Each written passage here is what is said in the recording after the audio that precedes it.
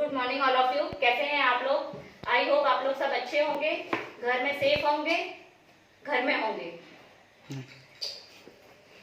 Last class में अपन लोग रासायनिक अभिक्रियाओं के प्रकार समझ चुके हैं।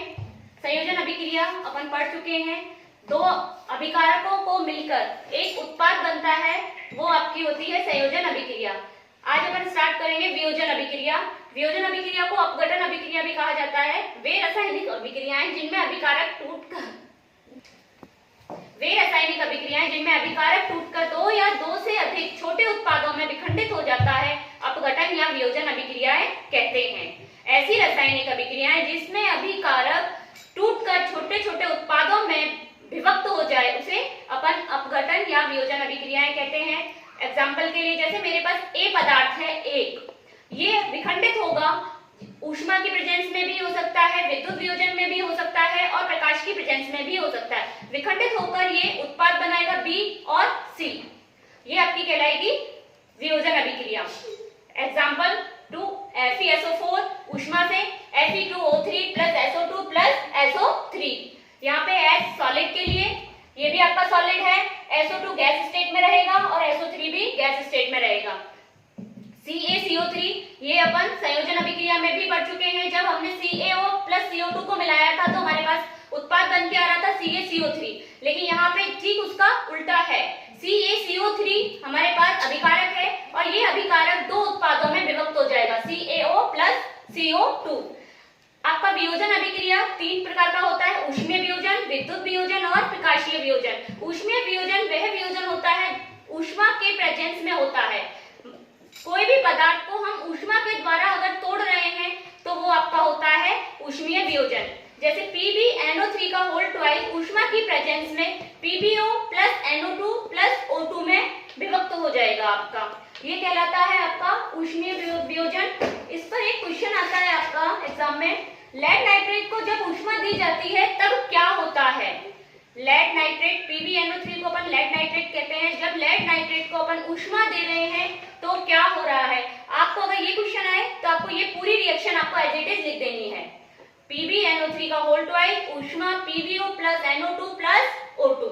नेक्स्ट विद्युत वियोजन। विद्युत वियोजन का मतलब होता है ऐसा वियोजन जो विद्युत की प्रेजेंस में करवाया जाता है। विद्युत की उपस्थिति में जो करवा रहे हैं उसे विद्युत वियोजन कहते हैं। जैसे 2H2O विद्युत की प्रेजेंस में जब हमने रिएक्शन करवाई तो ये 2H2 प्लस O2 में विभक्त हो गया। लास्ट है प्रकाशीय वियोजन। ऐसा वियोजन जो सूर्य के प्रकाश की उपस्थिति में करवाया जा रहा है। सूर्य की प्रकाश की प्रेजेंस में जो वियोजन करवाया जाता है उसे प्रकाशीय वियोजन कहते हैं। 2AgCl सूर्य के प्रकाश में जब हमने करवाया तो 2Ag प्लस Cl2 में विभक्त हो गया। जो AgCl है ये आपका एक सफेद रंग का रहता है और जब आपका Ag बनता है तो ये ग्रे कलर का पाउडर बनता है आपका।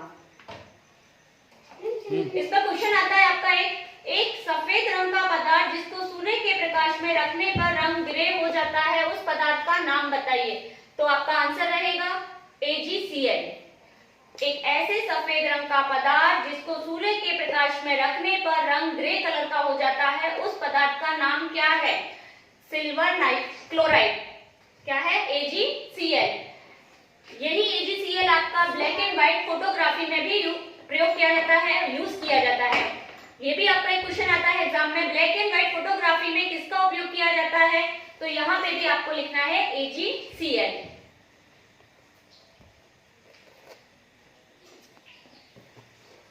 आया आप लोगों को समझ में? एक बार फिर से अपन रिवाइज कर लेते हैं। वियोजन अभिक्रिया वे रासायनिक अभिक्रिया जिसमें अभिकारक टूटकर दो या दो से अधिक उत्पादों में विभक्त हो रहा है, उसे वियोजन अभिक्रिया कहते हैं।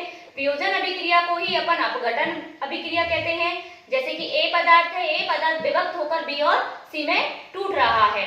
वियोजन अभिक्रिया आपकी तीन प्रकार की होती है। ऊष्मीय वियोजन, ऊष्मीय वियोजन का मीन्स ऊष्मा के द्वारा पदार्थ का तोड़ना। दूसरी होती है विद्युत वियोजन। विद्युत वियोजन जैसा कि उसका नाम बता रहा है आपको, ऐसा वियोजन जो विद्युत के द्वारा करवाया जा रहा है वो आपका विद्युत वियोजन होता है।